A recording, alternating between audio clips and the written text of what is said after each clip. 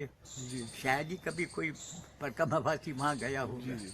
हम लोग गए, ये भी साथ में थे।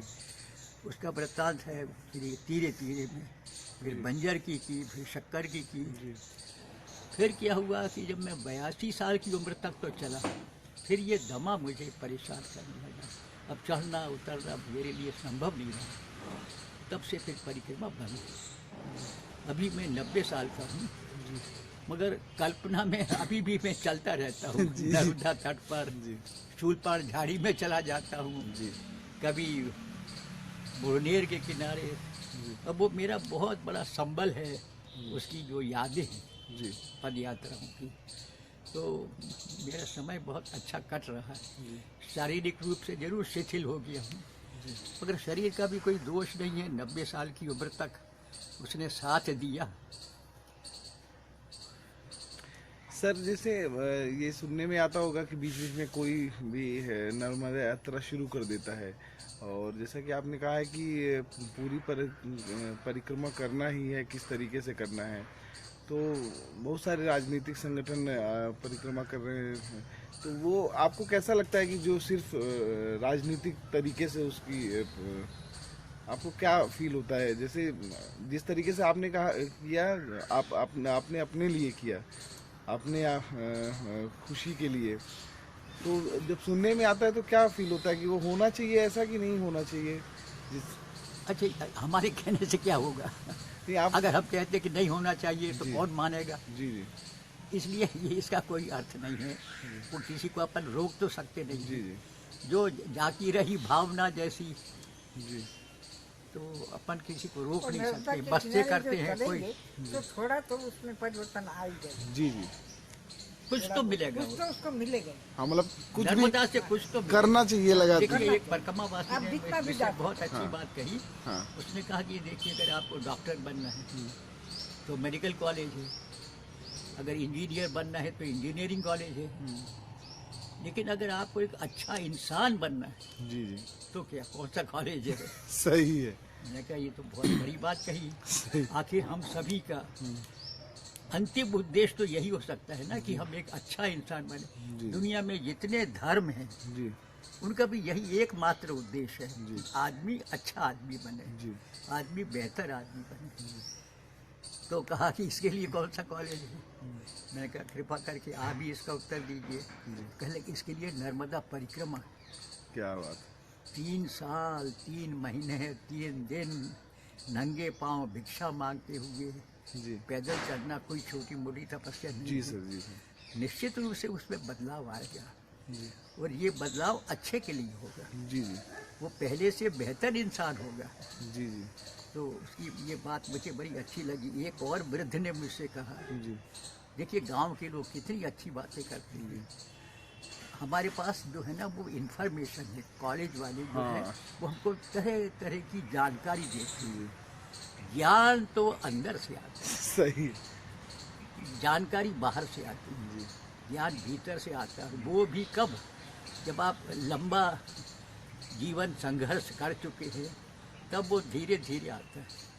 तो कितनी अच्छी बात कही उन्होंने, वृद्ध ने, कि कहने लगे आप परिक्रमा कर रहे हैं, आपको किसी से मांगना पड़ेगा। मांगना पड़ता ही है।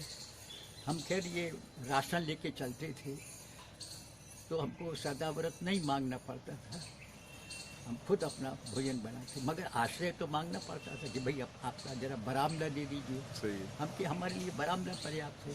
बिस्तर बिस्तर लेके चलते थे, हाँ। बर्तन भाड़े राशन सब, एक नौकर भी रहता था।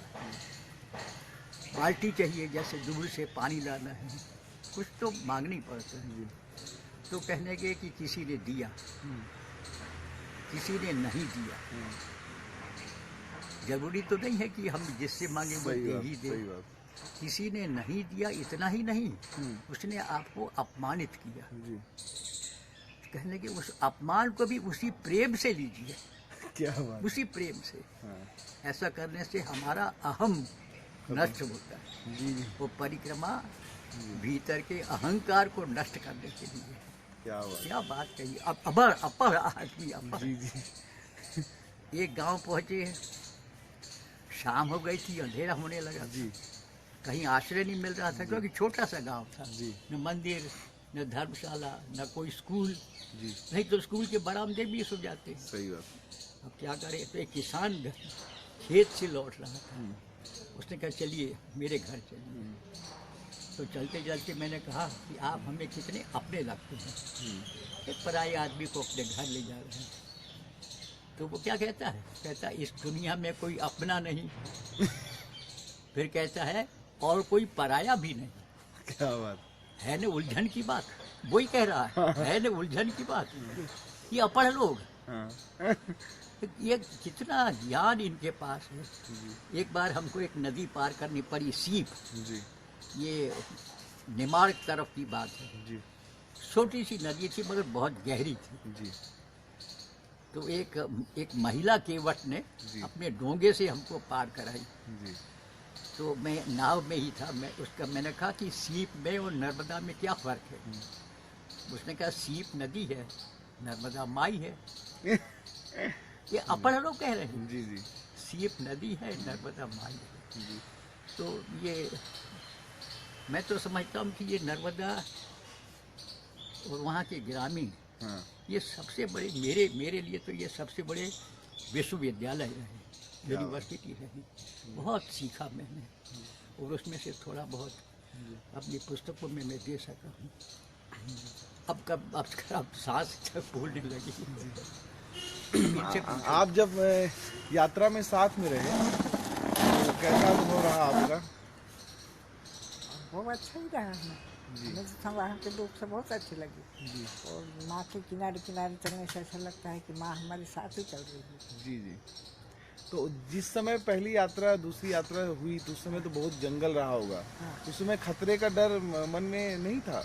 नहीं, खतरे का डर, क्योंकि हम लोग शाम को 5 बजे तक चलते थे। हाँ रात को जानवर निकलते, रात को निकलते, अच्छा, दिन को हाँ। नहीं जाते। अच्छा हाँ, खाई हुई हड्डियाँ दिख जाती है कहीं कहीं। जी जी तो मेरे को डर लगता था, पर ये बोलता ऐसा कोई दिखेगा नहीं करके। हाँ एक रात को हम लोग एक जगह रुके हुए थे, हाँ। किसान था वो, हाँ नदी किनारे उसका घर था। हाँ। और जंगल ही था पूरा। हाँ हाँ तो हमने उससे पूछा कि भैया यहाँ जानवर आते, बाघ आते होंगे यहाँ, मतलब पानी पीने तो आते होंगे कोई जानवर?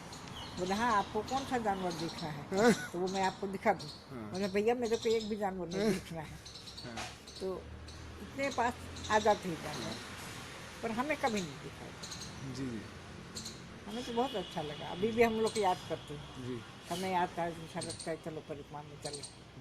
अब चलने नहीं सकते, उम्र हो गई हमारी भी 80 के ऊपर की मैं भी हूँ, जी। तो अब चल नहीं सकती।